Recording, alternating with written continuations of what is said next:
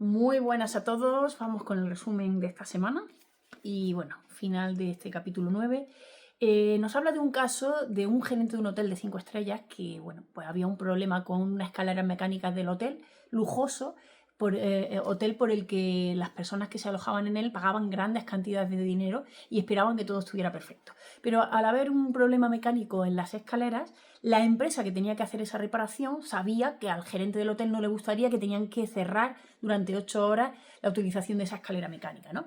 Y entonces se planteó cómo decírselo a ese gerente, ¿no? Y se lo planteó de la siguiente manera. Dice: entiendo su preocupación al respecto y haré todo lo que esté en mi mano por ayudarlo. Pero hemos llegado a la conclusión de que si no hacemos el trabajo completo de reparación ahora, que tardaba unas 8 horas, dice, la escalera podría volver a estropearse y provocar un perjuicio más serio. Por lo que podría estar fuera de servicio durante más días, posteriormente, más tiempo, ¿no? Una vez que se lo planteo así, como las dos alternativas, hay una alternativa que es dedicarle menos tiempo ahora, salir del embrollo, pero que días después va a volver a suceder algo similar, y entonces será el perjuicio de varios días a diferentes clientes, o arreglarlo todo en 8 horas, que es un periodo más largo, pero que se quede bien arreglado y que no vuelvan a sufrir otros clientes el problema, ¿no? Cuando se lo planteó de esa manera, el gerente admitió el cierre de 8 horas como algo preferible a uno de varios días de menos horas, ¿no? Y al simpatizar con el deseo del gerente de tener contentos a los clientes del hotel, pues no hubo ningún problema, simplemente lo aceptó, ¿no? Así que de aquí la importancia de simpatizar con las ideas y con los deseos de las otras personas, ¿no? Nos pone otro ejemplo, ¿no? Un representante, un empresario teatral, de artistas de Estados Unidos, pues dice que lidiaba con las estrellas, y muchas veces las estrellas del espectáculo son muy excéntricas, ¿no? Son como muy temperamentales, muy caprichosos. Y bueno, pues también aplicó este representante en la necesidad de mostrar simpatía y aún más simpatía ante la excentricidad de todos estos personajes, ¿no? Y dice que tenía un bajista que era muy bueno, pero decía que era un tío descomunal, pero en todos los sentidos, ¿no? Y que se comportaba realmente como un niño malcriado. Y dice que era relativamente frecuente. Bueno, ese era el bajista, ¿no? Y luego tenía un cantante pues, que cada vez que iba a cantar, o muchas veces las que iba a cantar, pues decía que era imposible cantar, que tenía la garganta en carne viva, que nada, ¿no? ¿Qué hacía este representante? Lo que hacía es que salía a toda velocidad y llegaba personalmente al hotel donde estaba este artista, y rebosaba simpatía y compasión. Y lo primero que le decía: qué pena más grande, amigo, ay, pobre amigo, te entiendo.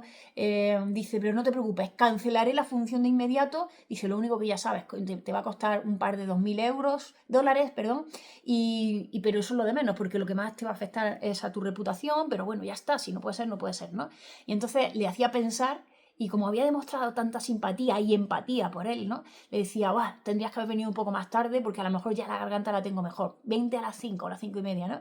Le hacía caso, se iba, y a esa hora volvía otra vez al hotel, rebosante de nuevo de simpatía y de compasión, y él insistía en cancelar el representante insistía en cancelar la función porque veía que seguía estando mal y no sé cuánto. Decía: es que has venido demasiado temprano, ven un poco más tarde, ven a las 7. Y el representante se volvía a ir y volvía otra vez a las 7 más tarde, ¿no? ¿Qué pasaba? Que al final, cuando ya se acercaba la hora de la función, pues simplemente el artista consentía en cantar, ¿no? Y le ponía una condición: que el representante primero saliera al escenario para anunciar que sufrió un terrible constipado y que, pues bueno, que su voz no estaba en las mejores condiciones, ¿no? Pero sabía que tenía que hacerlo así para que lo admitiera, ¿no? En definitiva, era como un niño malcriado, efectivamente, ¿no? Y bueno, para terminar este capítulo, hace alusión a la cita de un libro de psicología educacional que dice: la especie humana ansía universalmente la simpatía de los demás. El niño muestra todo el daño que se ha hecho. Puede llegar a cortarse o darse un golpe a fin de que todos se compadezcan. Con el mismo fin, los adultos muestran sus cicatrices, relatan sus accidentes, sus enfermedades y especialmente los detalles de las operaciones quirúrgicas. La autocompasión por los infortunios reales o imaginarios es, en cierto modo, una práctica casi universal. O sea que nos comportamos todos como niños, como niñas, ¿no? Y por eso el resumen de este capítulo es que si realmente queremos atraer a los demás nuestra visión de las cosas, que pongamos en práctica la regla número 9, que es que mostremos simpatía por las ideas y los deseos del otro, que mostremos simpatía y autocompasión por las ideas y compasión y deseos del otro. Y aquí acaba el capítulo 9. Bueno, y me ha tocado también iniciar el capítulo 10, una petición que gusta a todo el mundo. Y bueno, comienza diciéndonos que todas las personas con quienes nos encontramos tienen un alto concepto de sí mismas y les gusta sentirse nobles y altruistas según sus propios parámetros. Y hay parámetros que incluso les llevan a cometer delitos, ¿no? Habla aquí de un conocido que estaba cerca de donde él vivía, que era dueño de una granja que se dedicaba a saltar trenes, cogía el dinero y luego se lo daba a los granjeros de la zona, ¿no? Era como una especie de Robin Hood, pero él lo hacía con la intención de un ideal, ¿no? De que se mejoraran las condiciones esos granjeros, ¿no? Y dice que una persona normalmente tiene dos razones para actuar de una determinada manera. Una que suena muy bien y otra que es la verdadera razón, la que se esconde detrás de ese comportamiento, ¿no? Cada uno de nosotros pensamos en nuestra verdadera razón, basada en nuestros principios, en nuestros ideales o lo que sea, ¿no? Pero todos, como en el fondo somos idealistas, queremos pensar en motivos que suenan bien. Queremos pensar en motivos que suenan bien. Dice, así que si queremos cambiar a los demás, deberemos apelar a esos motivos más nobles, ¿no? Y dice que posiblemente nos resulte difícil aplicar esto al mundo de los negocios, pero nos pone un ejemplo. Había un empresario que se dedicaba al alquiler de inmuebles y le vino un inquilino diciendo que antes de que terminara el contrato, 4 o 5 meses antes de que terminara el contrato, estaba enfadado, muy enfadado, y que no iba a terminar el contrato, ¿no? El empresario se sintió enfadado, lleno de ira, porque lo tenían firmado, que tenía que acabar 4 meses después y que si no lo hacía tenía que pagar el inquilino. Y lo primero que se le vino a la mente fue ir a hablar con el inquilino, cantarle las 40, recordarle que si no había leído el contrato que tenía firmado y exigirle el pago, ¿no? Y que no se podía ir antes, ¿no?